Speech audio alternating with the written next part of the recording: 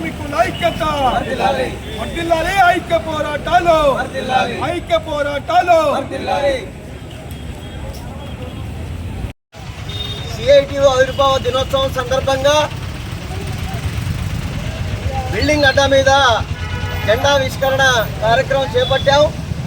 దాంతోపాటు పరసా సత్యనారాయణ గారు సిఐటియు ఫౌండర్గా ప్రథమ అధ్యక్షులుగా ఉన్నటువంటి పరసా సత్యనారాయణ గారి శత జయంతిని పురస్కరించుకొని వాడవాడల కార్మిక వాడల్లో, కార్మిక పని ప్రదేశాల్లో పరసా గారి ఔన్నత్యాన్ని చాటుతూ సిఐటియు పాత్రను వివరిస్తూ మొత్తం ప్రచార క్యాంపెయిన్ని చేయడం జరుగుతుంది.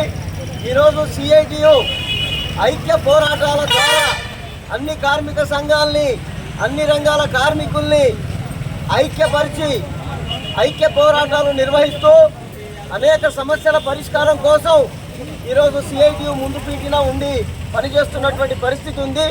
అలాంటి సిఐటియు ఆవిర్భావ దినోత్సవాన్ని పురస్కరించుకొని ఈ కార్యక్రమానికి హాజరైనటువంటి అన్నలు, అక్కలు అందరికీ ధన్యవాదాలు తెలియజేస్తున్నాం. కేంద్రంలో ఉన్నటువంటి బీజేపీ కార్మిక చట్టాల్ని రద్దు చేసి 4 లేబర్ కోడ్లుగా తెచ్చింది. దానికి వ్యతిరేకంగా పోరాడాల్సినటువంటి అవసరం ఉంది.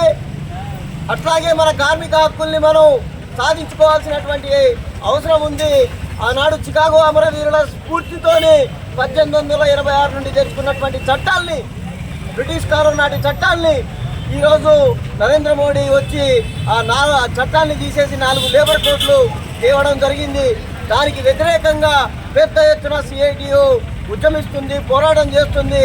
ఆ చట్టాలు అమలు చేయకుండా పాత కార్మిక చట్టాలు యథావిధిగా ఉండే విధంగా సిఐటియు పోరాటం చేస్తుందని ఈ సందర్భంగా తెలియజేస్తూ ఈ అవకాశం ఇచ్చినందుకు ధన్యవాదాలు తెలుపుతూ ముగిస్తున్నా.